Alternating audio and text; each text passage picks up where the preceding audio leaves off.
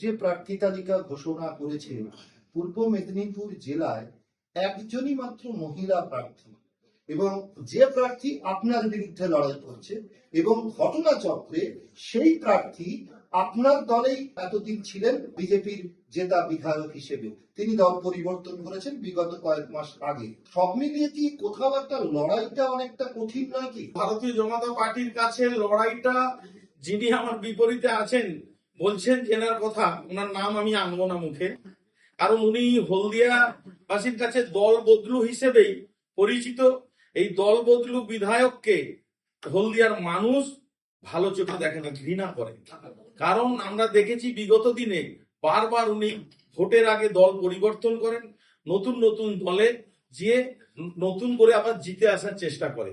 অতএব এই প্রার্থীর কোনো গ্রহণযোগ্যতা নেই হলদিয়াবাসীর কাছে। হলদিয়াবাসী খুব ভালো চোখে ওনাকে দেখেন না, বারবার এই দল পরিবর্তনের জন্য, যার কারণে উনি প্রার্থী হলেও মানুষের কাছ থেকে সে গ্রহণযোগ্যতাটা উনি হারিয়েছেন হলদিয়ার মানুষের কাছে। তিনি 2011 থেকে পরপর করে তিনি তিনবারের জেতা প্রার্থী।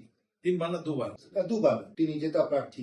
সেক্ষেত্রে কোথাও গিয়ে আপনি একদম নতুন, যদিও রাজনীতির শ্রমিক সংগঠন করার ক্ষেত্রে আপনার অভিজ্ঞতা আছে, কিন্তু এই যে ভোটের লড়াইটা, সেটা এত সহজে বলছেন যে লড়াই কঠিন হবে না। শুনুন, উনি প্রথমবারে যখন সিপিআইএম এর প্রার্থী হন 2016 সালে, সেই 2016 সালে আমি ভারতীয় জনতা পার্টির প্রার্থী হয়েছিলাম। তখন ভারতীয় জনতা পার্টির বিভিন্ন বুথ স্তরে আমাদের সংগঠন ছিল না থাকা সত্ত্বেও আমি 2016 সালে ভারতীয় জনতা পার্টির প্রার্থী হয়েছিলাম হলদিয়া বিধানসভায়।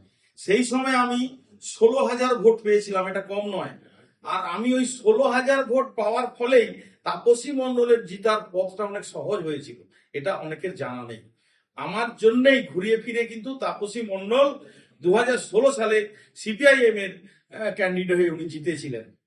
আর 2021 সালে আমরা ভারতীয় জনতা পার্টির আমরা যারা সৈনিক, আমরা এলাকায় ছুটে ছুটে বিভিন্ন গ্রামে গ্রামে গিয়ে আমরা সংগঠন তৈরি করলাম, আমরা ফুল ফোটালাম। উনি হঠাৎ দল বদল করে ভারতীয় জনতা পার্টিতে নাম লিখালেন, এবং শর্ত ছিল আমি রানিং এমএলএ, আমাকে টিকিট দিতে হবে। তা দল ওনাকে টিকিট দিলেন, এবং আমি কিন্তু সেই যে 2016 সালে আমি লড়াই করেছিলাম, যার ফলে পুরো হলদিয়া বিধানসভা এলাকাটা আমার হাতের তালুর মতন জানা, আমাকে এলাকার মানুষ সবাই চেনে। আমি টিকিট না পাওয়ার পরেও 2021 সালে যিনি এমএলএ হয়েছিলেন ওনাকে সঙ্গে নিয়ে বিভিন্ন এলাকায় আমি মিছিল করেছি, প্রতিদিন ওনার সঙ্গে আমি সঙ্গ দিয়েছি। ওনার জিতার মুখ আমি ছিলাম 2021 সালে।